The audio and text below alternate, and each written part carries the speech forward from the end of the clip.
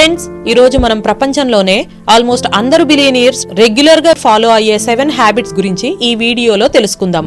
Elon Musk, Jeff Bezos, Bill Gates, Warren Buffett వీరందరినీ study చేస్తే మనకు చాలా సింపుల్ గా అనిపించే కానీ వాళ్ళు రెగ్యులర్ గా ఫాలో అయ్యే 7 అలవాట్ల గురించి తెలుస్తుంది. ఈ అలవాట్లను గురించి వారే తమ ఇంటర్వ్యూల్లో పేర్కొన్నారు. సీక్రెట్ ఈ అలవాట్లలో లేదు, ఈ అలవాట్లను రోజు ఫాలో అవ్వడంలో ఉంది. బిలియనీర్స్ కి మిగిలిన సాధారణ మనుషులకి తేడా ఏంటంటే వారు ఏ ఆపర్చునిటీని వదిలిపెట్టరు. సక్సెస్ వచ్చి ఒళ్ళో పడాలని అస్సలు అనుకోరు. సక్సెస్ వైపు ఒక్కొక్క అడుగు వేసుకుంటూ ముందుకెళ్తారు. ఈ 7 అలవాట్లు వాళ్ళ గోల్స్ మీద ఫోకస్ చేయడానికి, వాళ్ళ ప్యాషన్, క్రియేటివిటీని పెంచుకోవడానికి హెల్ప్ చేస్తాయి. ఈ అలవాట్లు చేసుకోవడానికి మనకు డబ్బు గాని, అసిస్టెంట్స్ కానీ అవసరం లేదు. వాటిని ఎవరైనా పాటించవచ్చు. ఈ 7 అలవాట్లు ఒక్కొక్కటి పాటించడం కన్నా వీటిల్లో ఎన్ని వీలైతే అన్ని పాటించడం వల్ల కాంపౌండింగ్ ఎఫెక్ట్ ఉంటుంది. అంటే మీరు మీ గోల్స్ ని త్వరగా రీచ్ అవ్వగలుగుతారు. ఇక ఆలస్యం చేయకుండా ఒక్కొక్క అలవాటు గురించి డీటెయిల్డ్ గా తెలుసుకుందాం. అన్ని అలవాట్లలోకి ముఖ్యమైనది get out of your comfort zone. మనలో చాలా మంది మోటివేషన్ లేకుండా కంఫర్ట్ జోన్ లోనే బతికేస్తారు. దాని నుంచి బయటపడడానికి ఇష్టపడరు. అంతకుముందు ఫెయిల్యూర్స్ చూశామనో లేక రిస్క్ టేకింగ్ ఎబిలిటీ లేకో వీరు రొటీన్ లైఫ్ లో బతికేస్తారు. కాస్త మన మైండ్ సెట్ ని, మన స్కిల్ సెట్ ని, నాలెడ్జ్ ని అప్డేట్ చేసుకుంటే ఇప్పుడున్న మన కంఫర్ట్ జోన్ ని ఇంకొంచెం మనం ఎక్స్పాండ్ చేసుకోవచ్చు. దీన్ని ఒక చిన్న ఎగ్జాంపుల్ తో చెప్తాను. ఒక బాబు సమ్మర్ హాలిడేస్ కి వాళ్ళ తాతగారింటికి వెళ్ళాడు. బాగా ఆడుకున్నాక వాళ్ళ తాతని ఇలా అడిగాడు, నేను పెద్దయ్యాక చాలా సక్సెస్ఫుల్ అవ్వాలనుకుంటున్నాను. సక్సెస్ కి ఫార్ములాని నాకు టీచ్ చేస్తారా అని. వాళ్ళ తాత ఆ బాబుని దగ్గరలో ఉన్న ఒక నర్సరీకి తీసుకెళ్లి 2 మొక్కలు కొన్నాడు. ఒక మొక్కని ఇంట్లోనే ఒక చిన్న పూల కుండీలో నాటాడు. ఇంకొక మొక్కని పెరట్లో ఆరు బయట నాటాడు. ఈ 2 మొక్కల్లో ఏది బాగా పెరుగుతుందో చెప్పగలవా అని ఆ పిల్లవాడిని అడిగారు. ఆ బాబు కాసేపు ఆలోచించి, ఇంట్లో పెంచిన మొక్క బాగా పెరుగుతుంది, దానికి ఎండ తీవ్రత నుంచి, జంతువుల నుంచి ఎక్కువ సేఫ్టీ ఉంది కాబట్టి అని అన్నాడు. వాళ్ళ తాత నవ్వి, ఏం జరుగుతుందో చూద్దాం అన్నాడు. 4 ఏళ్ల తర్వాత ఆ బాబు మళ్లీ వాళ్ళ తాతగారింటికి వచ్చాడు. తాతయ్య, నేను లాస్ట్ టైం అడిగినప్పుడు సక్సెస్ గురించి నాకు పెద్దగా చెప్పలేదు, ఈసారైనా చెప్తారా అని అడిగాడు. అప్పుడు వాళ్ళ తాత నవ్వి, నాతో రా, కొన్ని సంవత్సరాల క్రితం మనం నాటిన మొక్కలు ఇప్పుడు ఎంత పెద్దవయ్యాయో చూద్దాం అని ఆ బాబుని తీసుకెళ్లాడు. ఇంట్లో పూల కుండీలో పాతిన చిన్న మొక్క ఇప్పుడు చాలా పెద్దదైంది. ఆరుబయట పాతిన మొక్క పెద్ద చెట్టు అయింది.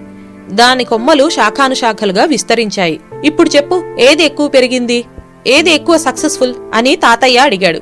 పిల్లవాడు ఆశ్చర్యపోయాడు. ఆరుబయట నాటిన చెట్టుకి చాలా డేంజర్ ఉంది, అయినా అది అంత ఎక్కువ ఎలా పెరిగింది అని అడిగాడు. అప్పుడు తాతయ్య, నువ్వు చెప్పింది నిజమే, అది చాలా డేంజర్స్ ఫేస్ చేసింది, కానీ ఆ రిస్క్ దాన్ని స్ట్రాంగ్ గా చేసింది. ఆ చెట్టు దాని రూట్స్ ని స్ప్రెడ్ చేసుకోవడానికి ఫ్రీడమ్ ఉంది. ఇప్పుడు అది ఎంతగా పెరిగిందంటే ఒక చిన్న స్టామ్ ఆ చెట్టుని ఏమీ చేయలేదు. ఇప్పుడు నేను నీకు సక్సెస్ సీక్రెట్ చెప్తున్నాను. ఎప్పుడైతే నువ్వు రిస్కుల గురించి పెద్దగా ఆలోచించకుండా నీ కంఫర్ట్ జోన్ నుంచి బయటికి వస్తావో గ్రోత్ దానంతటా అదే వస్తుంది. రిస్క్ తీసుకోవడం వల్ల నువ్వు స్ట్రాంగ్ అండ్ సక్సెస్ఫుల్ అవుతావు. ప్రాబ్లమ్స్ ని ప్రాబ్లమ్స్ అనుకోకూడదు, నీ సక్సెస్ కి స్టెప్పింగ్ స్టోన్స్ అనుకోవాలి అని వాళ్ళ తాతయ్య చెప్పాడు. ఇప్పుడు సెకండ్ హ్యాబిట్ అయిన డిసిప్లిన్ గురించి చూద్దాం. బిలియనీర్లందరూ క్రమం తప్పని దినచర్య పాటిస్తారు. ఎంత బిజీగా ఉన్నా ప్రతిరోజు క్రమం తప్పకుండా ఒక పద్ధతిని పాటించడం అన్నది అందరు బిలియనీర్లలో స్పష్టంగా కనబడుతుంది. ఉదాహరణకు, భోజనం చేసి పడుకోబోయే ముందు ఇప్పటికీ బిల్ గేట్స్ తమ ఇంట్లో గిన్నెలని శుభ్రం చేస్తూ ఉంటారు. దీన్ని బట్టి వారు డిసిప్లిన్ కి ఎంత ప్రాముఖ్యత ఇస్తారో తెలుస్తోంది కదా. ఈ బిలియనీర్స్ అందరూ రోజంతా ఎనర్జెటిక్ గా పనిచేయడానికి ఫిజికల్ అండ్ మెంటల్ ఫిట్నెస్ ని మెయింటైన్ చేస్తారు. వాళ్ళ ఫిట్నెస్ ట్రైనింగ్, న్యూట్రిషన్ మీద చాలా దృష్టి పెడతారు. ఫిట్నెస్ చాలా ముఖ్యమని నమ్ముతారు. రోజు మిస్ కాకుండా 7 నుంచి 8 గంటలు స్లీప్ కి కేటాయిస్తారు. వీరు రాత్రి తొందరగా పడుకుని ఉదయాన్నే లేస్తారు. మనసు ఉత్తేజంగా, పని సామర్థ్యం ఎక్కువగా ఉండే ఉదయాన్ని వీరు వృధాగా పోనివ్వరు. ఉదయం లేచి ఏం చేయాలన్న ప్రణాళికను చాలా పకడ్బందీగా ముందు రోజే తయారు చేసుకుంటారు. దీనివల్ల ఉదయం వృధాగా గడిచిపోయే అవకాశాలు చాలా తక్కువగా ఉంటాయి. అలాగే ఈ బిలియనీర్స్ అందరూ బ్రెయిన్ కి మంచివైన సూపర్ ఫుడ్స్ ని తింటారు. Berries and green smoothies, avocado, honey, nuts and seeds లాంటి సూపర్ ఫుడ్స్ ని తింటారు. బిల్ గేట్స్ ఇంటి వద్దే ఉంటే తన దినచర్యని ఖచ్చితంగా పాటిస్తారు. రోజు 1 గంట పాటు వ్యాయామం చేస్తూ రకరకాల వైజ్ఞానిక వీడియోలు చూస్తూ ఉంటారు. జెఫ్ బీజోస్ కూడా రోజుకి 1 గంట సేపు వర్కౌట్ చేస్తారు. బిజినెస్ ట్రిప్స్ కి వెళ్లినప్పుడు తన న్యూట్రిషనిస్ట్ అండ్ ట్రైనర్ ని వెంట తీసుకుని వెళ్తారు. 94 ఏళ్ల వారెన్ బుఫే రోజుకి 1/2 గంట సేపు వాకింగ్ చేస్తారు. మార్క్ జూకర్బర్గ్ హెల్త్ కోసం రోజంతా బెర్రీ స్మూతీస్ తీసుకుంటారు. ఇప్పుడు మూడవ అలవాటైన సెల్ఫ్ లెర్నింగ్ గురించి తెలుసుకుందాం. స్టాటిస్టిక్స్ ప్రకారం సగటు మనుషుల కన్నా 88% వెల్దీ పీపుల్ రోజుకి 30 నిమిషాలు సెల్ఫ్ లెర్నింగ్ కి కేటాయిస్తారు. సగటు జనాభాలో 2% మంది మాత్రమే 30 నిమిషాలు వారి సెల్ఫ్ ఇంప్రూవ్మెంట్ కి కేటాయిస్తారు.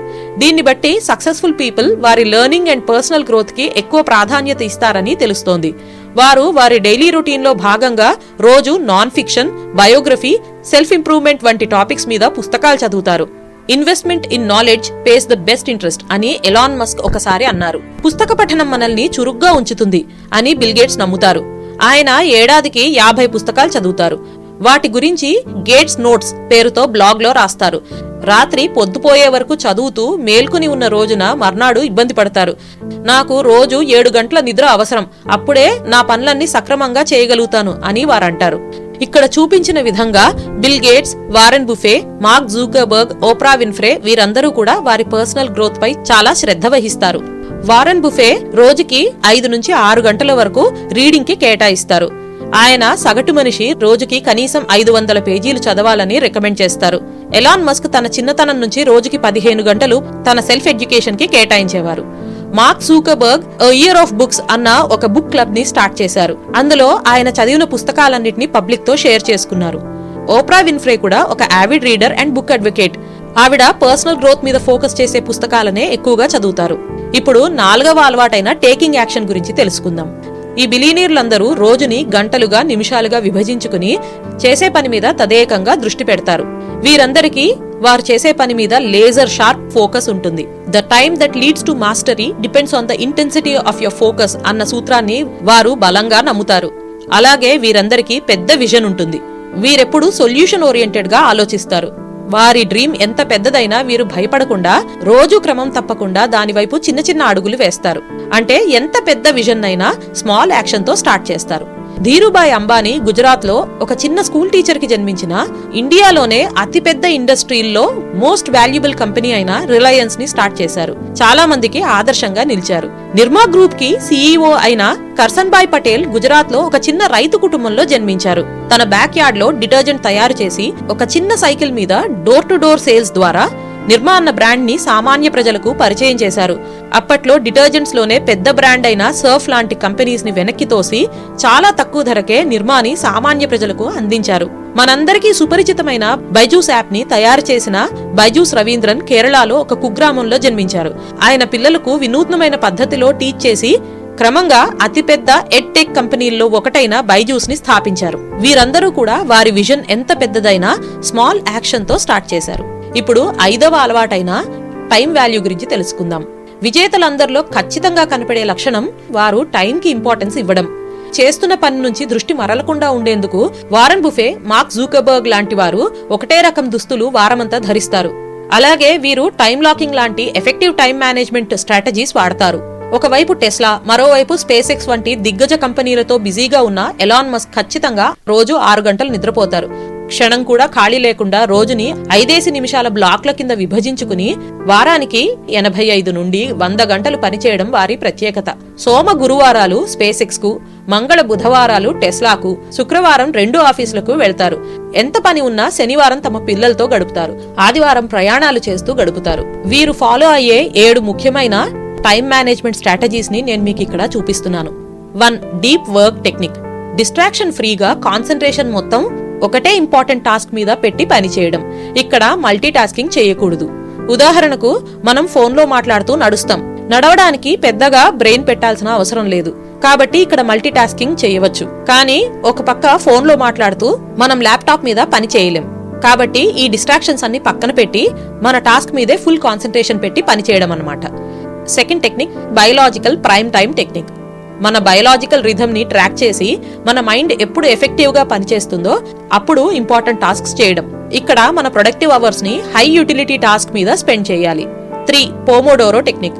సాధారణంగా 30 minute work and 3 minute break అన్న కాన్సెప్ట్ తోటి పోమోడోరో టెక్నిక్ ఫాలో అవుతారు. దీనిలోనే ఒక చిన్న మోడిఫికేషన్ చేసుకుని మన ఫ్లో కెపాసిటీని బట్టి, అంటే ఒకేసారి కాన్సన్ట్రేటెడ్ గా మనము ఒక టాస్క్ మీద ఎంతసేపు పని చేయగలమో క్యాల్కులేట్ చేసి ఆ ఫ్లో టైం ని టాస్క్ మీద వర్క్ చేయడానికి కేటాయించడం.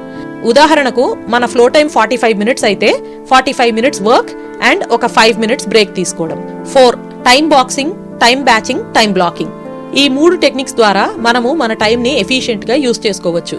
టైం బ్లాకింగ్ అంటే ఒక టైం ని ఒక టాస్క్ కంప్లీట్ చేయడానికి బ్లాక్ చేయడం. ఉదాహరణకు ఈ రోజు నేను హోంవర్క్ ఫినిష్ చేసి గానీ లేవను అని ఎన్ని గంటలైనా గానీ ఆ టాస్క్ మీద వర్క్ చేయడం అన్నమాట. టైం బాక్సింగ్ అంటే మన స్కెడ్యూల్లో ఒక ఫిక్స్డ్ సెట్ ఆఫ్ టైం ఆ టాస్క్ కి కేటాయించడం. ఉదాహరణకు ఒక టాస్క్ మీద 15 మినిట్స్ స్పెండ్ చేసి వెంటనే నెక్స్ట్ టాస్క్ కి మూవ్ అవ్వడం. ఎలాన్ మస్క్ టైం బాక్సింగ్ ని ఎక్కువగా ఫాలో అవుతారు. వారు ఏ మీటింగ్ కి 15 నిమిషాల కన్నా ఎక్కువ కేటాయించరు. టైం బ్యాచింగ్, సిమిలర్ టాస్క్ అన్నిటిని ఒకటే టైంలో చేయడం. ఉదాహరణకు ప్లానింగ్ టాస్క్ లన్నీ ఒక టైం బ్యాచ్ కి మూవ్ చేసుకుని ఎగ్జిక్యూషన్ టాస్క్ ని ఇంకొక టైం బ్యాచ్ లో చేయడం అన్నమాట. 5వది టైం లాగింగ్. మన రోజువారీ టాస్క్ లని 3 కేటగిరీస్ గా విభజించుకోవాలి. హై యూటిలిటీ, లో యూటిలిటీ అండ్ మీడియం యూటిలిటీ అని. లో యూటిలిటీ టాస్క్స్ ని టైం వేస్టర్స్ గా గుర్తించి వాటిని అవాయిడ్ చేయాలి. అలాగే హై యూటిలిటీ టాస్క్స్ మీద టైం ఎక్కువగా కేటాయించేలాగా ప్లాన్ చేసుకోవాలి. 6th strategy check list. Check లిస్టులు కష్టమైన పనులని తేలిక చేస్తాయి. రిపీటబుల్ టాస్క్లన్నిటిని చెక్ లిస్ట్ లో స్టెప్స్ కింద రాసుకుని ఆ చెక్ లిస్ట్ చూసి ఒక్కొక్క టాస్క్ ని కంప్లీట్ చేసి చెక్ చేయడం. దీనివల్ల ఎక్కువ ఆలోచించాల్సిన అవసరం లేకుండానే టాస్క్లు కంప్లీట్ చేయొచ్చు. చాలా టైం సేవ్ అవుతుంది. ఉదాహరణకు ట్రావెల్ చేసేటప్పుడు ప్యాకింగ్ కి ఎక్కువ టైం వేస్ట్ అవ్వకుండా ఒక చెక్ లిస్ట్ ప్రిపేర్ చేసుకుని ఐటమ్స్ ఒక్కొక్కటిగా ప్యాక్ చేసుకుని చెక్ లిస్ట్ లో చెక్ చేయడం అన్నమాట. అలాగే ఈ స్ట్రాటజీ ఎగ్జామ్స్ ముందు టాపిక్స్ రివైజ్ చేయడానికి బాగా పనికొస్తుంది. 7th technique theme day method. వారానికి ఒక రోజు ఒక టాస్క్ కి డెడికేట్ చేయడం. Monday maths, Tuesday science, Wednesday revision ఇలాంటివన్నమాట. Elon Musk theme day strategy ద్వారా స్పేస్ ఎక్స్ అండ్ టెస్లాని మేనేజ్ చేస్తారు. 6వ అలవాటు, వీరందరూ మనీని అనవసరంగా ఖర్చు పెట్టారు. క్షణానికి ఒక డ్రెస్ మార్చుకోగలిగిన ప్రపంచంలోనే సంపన్నుడు మార్క్ జూకర్బర్గ్. కానీ ఆయన ఎప్పుడూ అదే గ్రే రంగు షర్టు, నీలిరంగు జీన్స్, అప్పుడప్పుడు హుడీల్లోనే కనబడతారు. వాడే కారు చాలా కాలంగా అదే. ఇలా ఎందుకు చేస్తారు అని అడిగితే, ప్రతిరోజు మనం ఏ బట్టలు వేసుకోవాలి, ఏ షూ, వాచ్ తొడుక్కోవాలి, ఏ బండి డ్రైవ్ చేయాలి వంటి చిన్న చిన్న విషయాల గురించి ఆలోచించాల్సిన అవసరం ఉండకూడదు అని చెప్తారు. వారన్ బుఫే ఏనాడు తన బ్రేక్ఫాస్ట్ కి $5 కన్నా ఎక్కువ ఖర్చు పెట్టింది లేదు. దశాబ్దాల క్రింద కొనుక్కున్న చిన్నపాటి ఇంట్లోనే ఉంటున్నారు. బిలియనియర్స్ అందరూ డబ్బుకి చాలా ప్రాముఖ్యత ఇస్తారు. తమ గ్రోత్ కి దోహదపడని విషయాల మీద వారు డబ్బుని అనవసరంగా ఖర్చు చేయరు.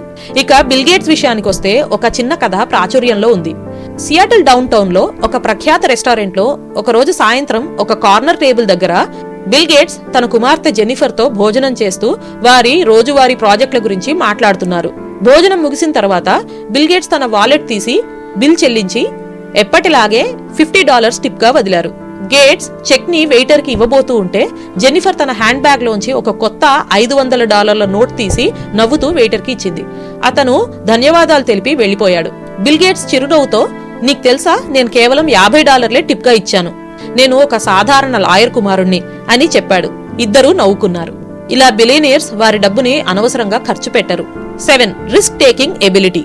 రిస్క్ టేకింగ్ ఎబిలిటీ గురించి మాట్లాడుకున్నప్పుడు మనం ఖచ్చితంగా ఎలాన్ మస్క్ గురించి మాట్లాడుకోవాలి. పేపాల్ అమ్మిన తర్వాత ఎలాన్ మస్క్ దగ్గర $180 మిలియన్ ఉన్నాయి. వాటిని 3 భాగాలుగా విభజించి రిస్క్ అని తెలిసిన టెస్లా, స్పేస్ ఎక్స్ మరియు సోలార్ సిటీల్లో పెట్టుబడి పెట్టాడు. ఒక సమయంలో టెస్లా, స్పేస్ ఎక్స్ 2 దివాళాకి దగ్గరగా ఉన్నాయి. స్పేస్ ఎక్స్ మొదటి 3 రాకెట్ లాంచ్లు ఫెయిల్ అయ్యాయి. ఇక 4వది కూడా విఫలమైతే కంపెనీ కుప్పకూలిపోయేది. కానీ అలా జరగలేదు. 4వ లాంచ్ విజయవంతమైంది. స్పేస్ ఎక్స్ ప్రాజెక్ట్ సక్సెస్ అయింది. స్పేస్ ఎక్స్ మరియు టెస్లా ప్రపంచంలోనే అత్యంత విలువైన కంపెనీల్లో నిలిచాయి. మస్క్ క్యాల్కులేటెడ్ రిస్క్ తీసుకుని ప్రపంచంలోనే అత్యంత ధనవంతుల్లో ఒకరిగా నిలిచారు. దీని ద్వారా మనకు తెలిసేదేంటంటే, మనం ఎప్పుడూ క్యాల్కులేటెడ్ రిస్క్ తీసుకోవాలి.